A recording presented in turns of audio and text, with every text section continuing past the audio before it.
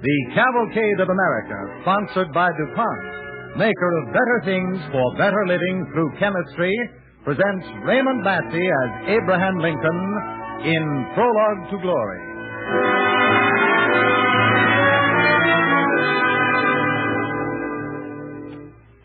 Before we begin our play, here's a bit of friendly advice from DuPont to our listeners in these wartime days. When you redecorate this spring, may we suggest that you use Speed Easy, the new wall paint that covers dingy, faded wallpaper in one quick coat. A new discovery of chemistry, DuPont Speed Easy thins with water and dries in an hour. It saves money, too. You can do over the average room for less than $3.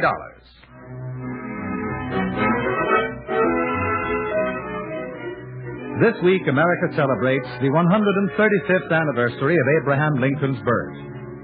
And in commemoration of this event, DuPont tonight stars Raymond Massey in a radio adaptation by Robert Tallman of E.P. Conkle's famous play Prologue to Glory, a rich and dramatic chronicle of Lincoln's years as a very young man in Illinois. Here's the young Lincoln that few men know, the lank, rugged young man whose giant frame reminded one Illinois citizen of the ground plan for a long horse. And here's the picture of Abe Lincoln against the homespun background of a frontier town. The story, not without humor, of a young man of 22 trying to see where he fitted into the scheme of things. DuPont presents Prologue to Glory on the Cavalcade of America, starring Raymond Massey as Abraham Lincoln.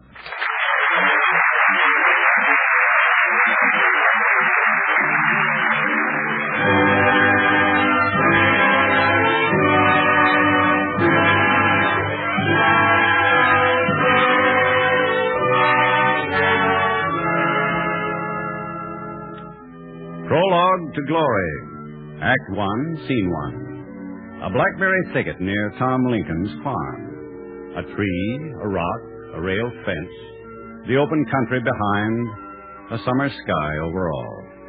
Simple, isn't it? A tree, a rock, a rail fence, and a man reading.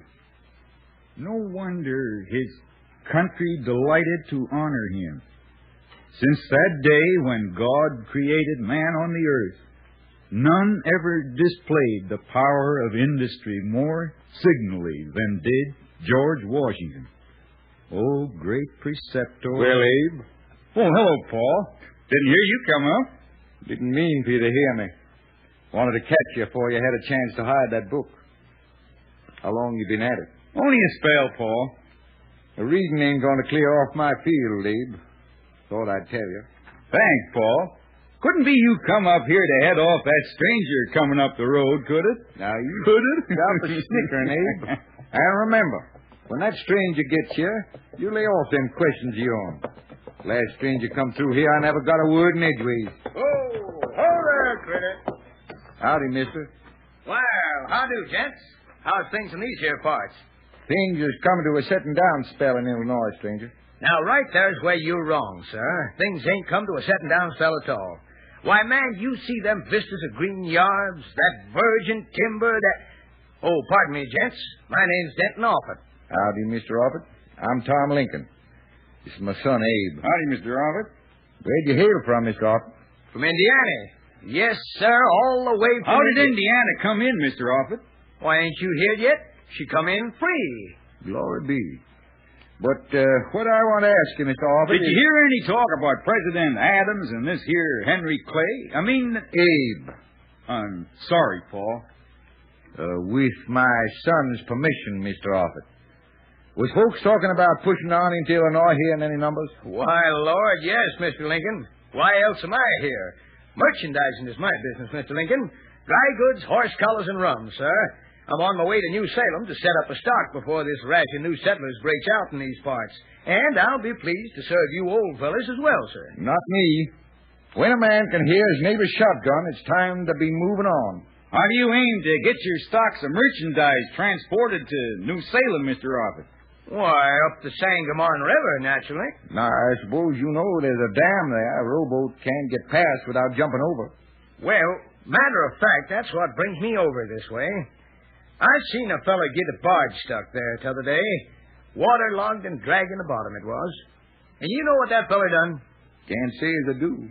Well, sir, this feller, he was a tall, skinny chap, something like your son here, Mr. Lincoln. This feller bored a hole in t'other end of that barge, let the water run out, plugged her up, and she floated over the dam and down the river purty as you please. And you were looking for that fella to help you get them supplies up the river to New Salem? That's right. You know where I can find him? No, sir, I don't. I reckon I do. That fella were me, Mr. Offutt. Huh? Is that right, Abe? You was this here fella? I reckon so, Pa. Well, I'll be... Where'd you learn that one, Abe? Out of book? Oh, not exactly. Well, as I say, I was going to seek this feller out because he struck me as a smart fellow, the way he got that barge over the dam. But a feller can be smart and lazy at the same time, as the feller says. Well, Mr. Offutt, my pa here teach me to work all right, but he never teach me to enjoy it. But are you good at figures, though, son? There's going to be a powerful lot of accounts to keep straight. I can do some tolerable well, Mr. Offutt. Well, that's fine. Of course, I'll have to borrow a little cash to get the merchandise I'll need, but before that, I reckon we'd better raise a store to put it in. You mean to say you ain't got any merchandise and the store ain't even riz yet, Mr. Offutt? Details, mere details. Now, looky here, boy. Oh, pardon me, ma'am. This is Mr. Offutt, Ma. My step-ma, Mr. Offutt. Well, I'm right pleased to know you, Mr. Offutt. Howdy, ma'am. I just been telling your son about a mercantile venture of mine over in New Salem, Miss Lincoln. I can use a feller like him if he cares to elevate himself to such a position. I'd better tell you I'm aiming to make a carpenter out of him, Mr. Offutt. Ain't no job hiring a good carpenter. Tom, you go back to the cabin and see to my fire. And, Sarah, I don't like it for you to be putting untoward ideas in Abe's head. He's doing all right here. Go on, Tom. All right, Sarah. All right. I'm going. Well, reckon I'll water my horse. Cross over behind the barn, Mr. Offutt. Thank you, ma'am. Thank you kindly. Well, Ma? Abe, it's time you was going on. For your own good. Going somewheres where there's newspapers and books, where you could get some real learning and education. This here Offutt only thinks he's big punkins, Ma. Maybe so. But he sees things to do. Maybe his improvidence will show you what not to be, Abe. And I know your own Ma would want you to make a man of yourself. Ma did say that once. Well, maybe you better get to work on them stumps. Worries your pa to see you not working. Pa worries a sight over how much other folks don't do. Sometimes I have to sit and worry about the same thing. You know what I mean, Ma? Your pa's a good man in the sight of the Lord, Abe. But you don't want it said I sat all my life on a stump like him. Is that what you're trying to say to me, Ma? I was worrying a little about that, too.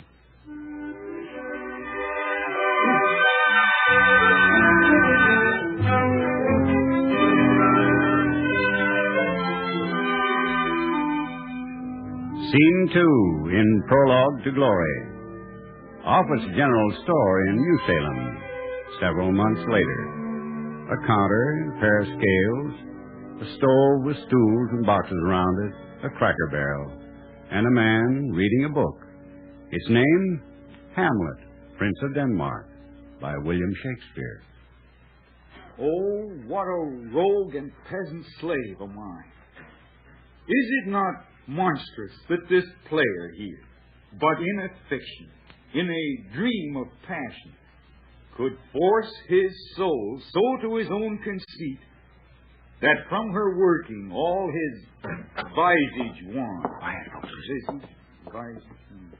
tears in his eyes, distraction in his aspect, a broken voice, and his whole function suiting with forms to his conceit, and all for nothing, for Hecuba.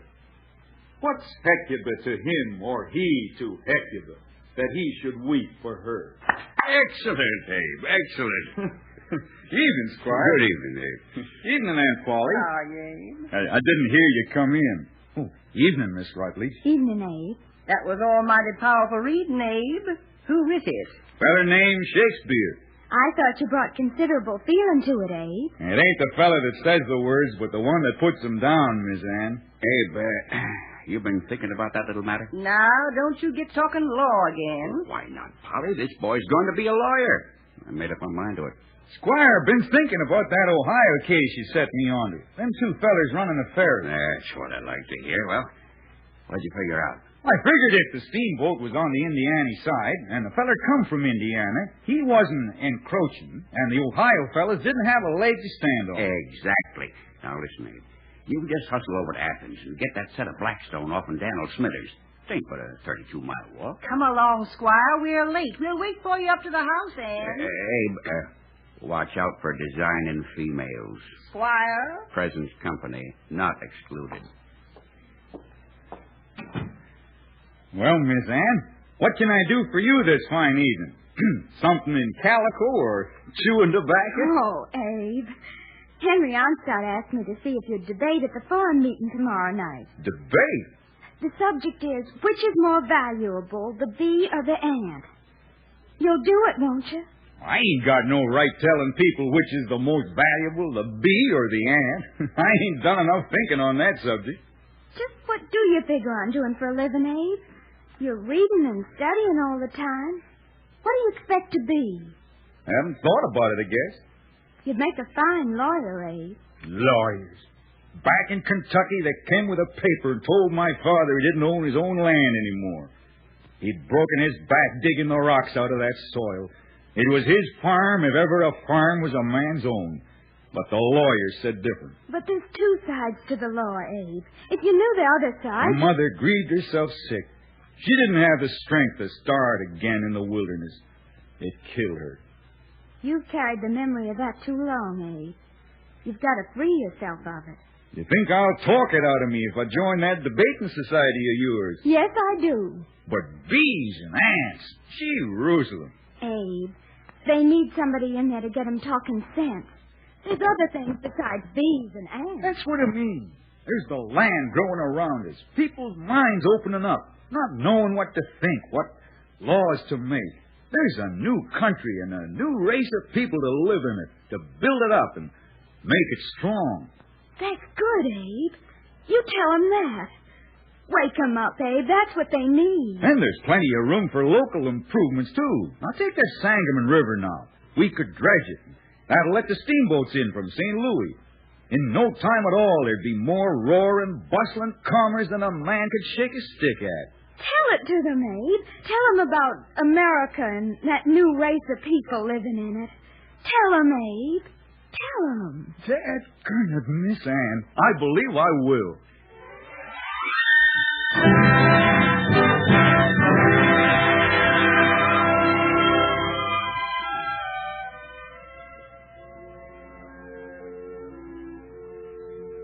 And so I say, ladies and gentlemen, the lessons which the bee teaches us are inestimable. The winter is on him, but his honey is in the comb. Therefore, I say, let us study the bee. Let us go to him and learn. And having learned, let us go and do likewise. And now the negative, upheld by Mr. Abe Lincoln. Ladies and gentlemen, I probably won't show up very bright against an eloquent, polished speaker like the Honorable Positive. I should like to add my praise, sir, to the admirable way you handle those bees without getting stung. But I'd like to point out that no matter how much we pretend it's so, ants are not again bees, or vice versa. If Mr. Onstadt's bees were to get into your bonnets, or my ants were to get into your breeches, that would be a subject for discussion and immediate action. Folks, I had a long talk today with some ants along the Sangamon River. I suppose you know it flows right outside the door here. You know what they told me? Well, they said if they was the people of New Salem, they'd do something about those bends in the river that keep the steamboats from coming up here from St. Louis. We've got the land, the pastures, the crops. All we need is a market to sell in and a way to fetch us back sugar and iron and furniture. Objection! Mr. Chairman, the honorable negative is departing from the subject of this debate. The speaker will confine himself to the subject at hand. I'm all finished with that, Mr. Chairman. But seeing as how something's got to be done and has got to be done quick, I want to take this opportunity, hereby and forthwith, to announce myself as candidate for Sangamon County to the legislature of the state of Illinois.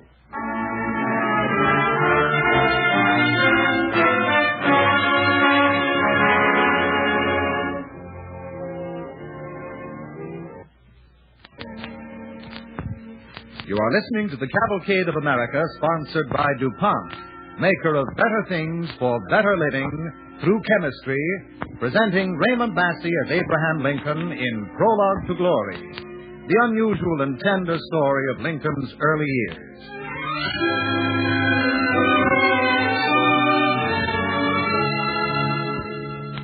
As our DuPont Cavalcade play continues, young Abe Lincoln is in New Salem, Illinois, where he has just announced himself as a candidate for the Illinois State Legislature. About to begin his speaking tour, he stops at the home of Anne Rutledge to say goodbye.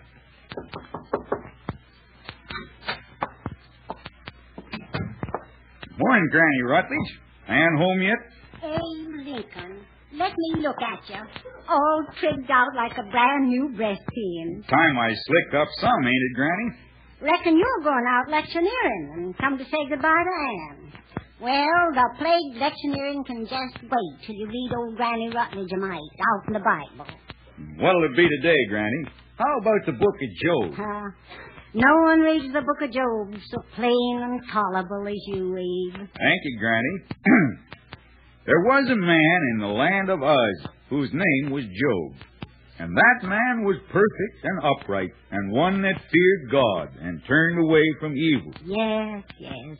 Go on, Abe. His substance was 7,000 sheep and 500 yoke of oxen, and a frog. And the frog, desirous of equaling the ox, swelled herself up. She swole, and her son cried out, "Though you burst, mother, you will never exceed the ox." But when she had swoled a third time, she burst. Be that passage in the book of Job, Abe? Yes, Granny, every word of it. Abe Lincoln, you get out of here. Now get. That ain't in the book of Job, and you know it. Now you get. Hey, easy with that cane there, Granny. Well, I ought to lick you with it. Sakes alive. I'm sorry I'm late, Abe. Oh, my goodness, you look like a senator already. I guess you won't be needing me anymore now that Anne's here. Miss Anne. So you're off to the wars, Abe? Yeah. I'm talking over toward Antioch tonight, and over east. How does it feel to be about elected to something, Abe? The Honorable Mr. Lincoln. Oh, Miss Anne, sit down and be still. I probably won't really get it. Nonsense. With that brand new white cambric shirt on, you can't help but win. I guess maybe I gotta win now.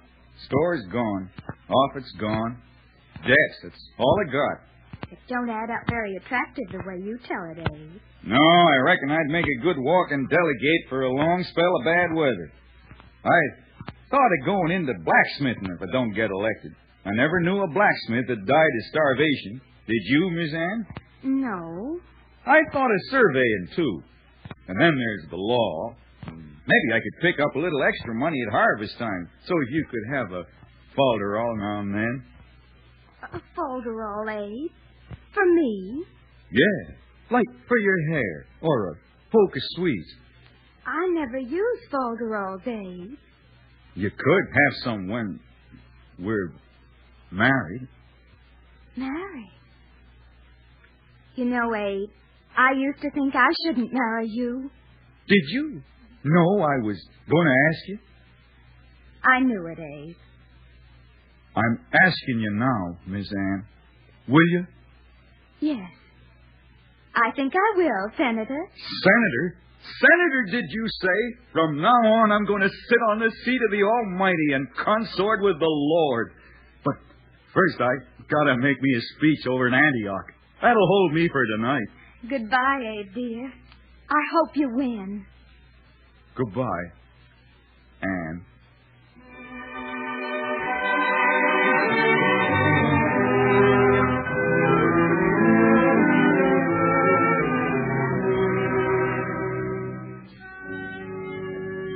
The final act The scene, the porch of Squire Green's cabin. A tree, a rise of ground in rear going off to the horizon. The time? Well, as some reckoned it, a few months later. But for one, there was a weary lifetime lived through, an eternity of mourning and heartbreak. Abe, ain't I tempted to stay for supper? No, thanks, Aunt Polly. You going down to Springfield to take them law examinations? No, I don't think so, Squire. You'd make a fine lawyer, Abe. Somebody else told me that once. Look how well you did in the election. I lost that election, Aunt Polly. I lost something else, too. Abe Lincoln, I've been meaning to say this to you for a long time, and now you just stand right there and listen. Anne Rutledge is dead. She's gone. All right, the Lord giveth and the Lord taketh away. Amen. But grieving and moping won't bring her back. Wallowing in misery and walking around with your hurt eyes staring won't bring her back neither. There's nothing I want to do now. She showed me my power and my strength. Anne did. And now she's gone. All I can think is, it ain't right. She ought to be living now. It can't be right for a good God to do a thing like this, to take one so promising. You've got to go on, Abe. You owe it to yourself. Seems like I went through something like this once before. A long time ago when Ma died. My own Ma. Funny that Anne should die of the milk sick, same as her. I remember it so well. I was 7. Ma knew she was dying, and on the 6th day, she called me to her bed. She talked of many strange things, things present and things to come. She told me to serve God, and that the way to serve God was to serve His people. She was among the lowliest of mankind.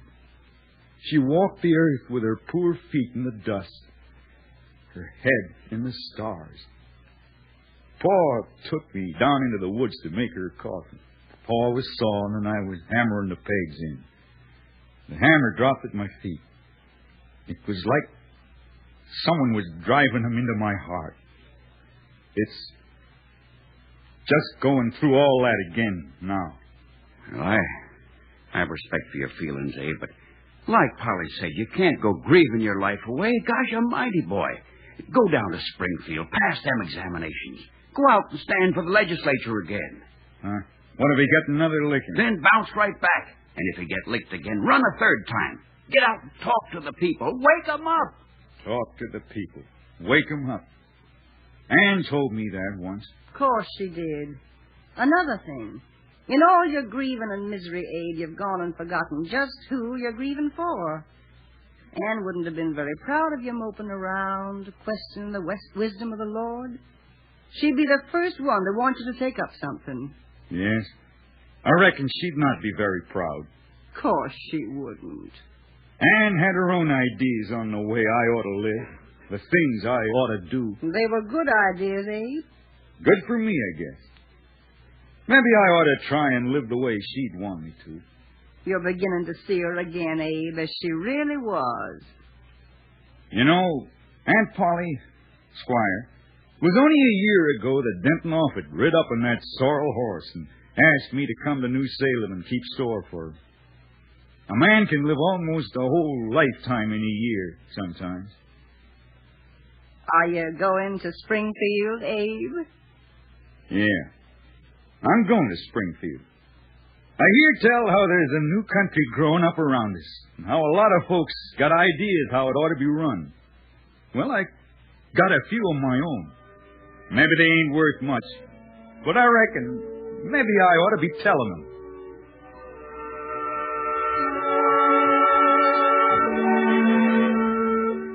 The scenes are done. The prologue is ended.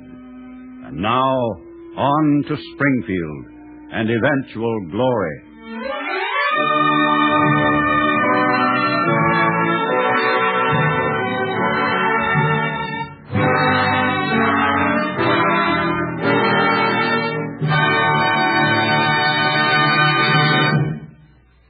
thank you, Raymond Massey, for your participation in tonight's program, presented by Cavalcade in commemoration of Abraham Lincoln's birth.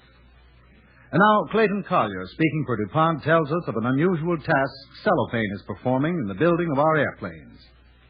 You might not think that the manufacture of airplanes has much in common with a package of frozen peas or beans you enjoy for dinner, but it has. Just as the grocer takes the frozen vegetables from his low-temperature case, so ice-cold rivets in cellophane are now served to aircraft workers from portable freezer cabinets.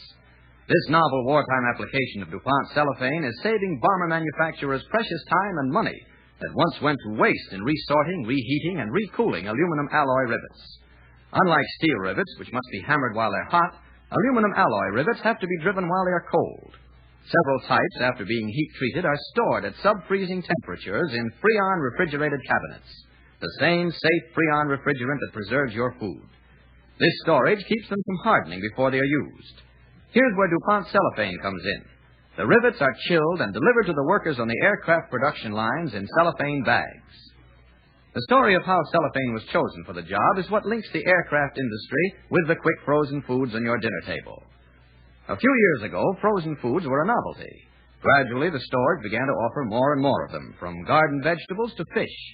Today, you can even buy quick frozen chicken ready for the oven. So when aircraft manufacturers began to look around for the best way of chilling and delivering rivets to the production lines, they didn't have to look far.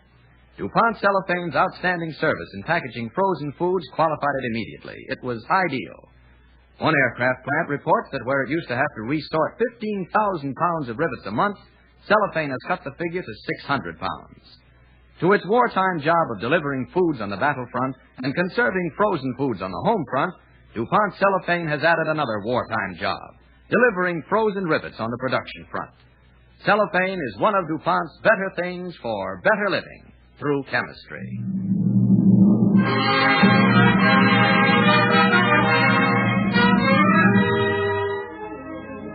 Next week, the DuPont Cavalcade reports in dramatic fashion a woman's view of our men at the front as seen through the eyes of Frances Langford. It's a tender and thrilling story about the hearts of men and what those men are thinking about their wives and their sweethearts and their families back home. And Frances Langford will present a song that she thinks may be the song of the war, a ballad written by a youngster in England with words he could sing but couldn't put into a letter.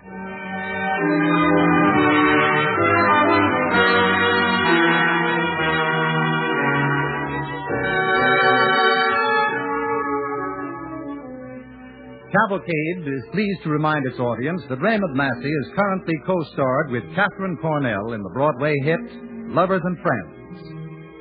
The DuPont Cavalcade Orchestra was under the direction of Donald Voorhees. This is Roland Winters sending best wishes from Cavalcade's sponsor, the DuPont Company of Wilmington, Delaware, who invites you to join Cavalcade's audience again next Monday evening when Frances Langford will be starred in G.I. Valentine with Tony Romano.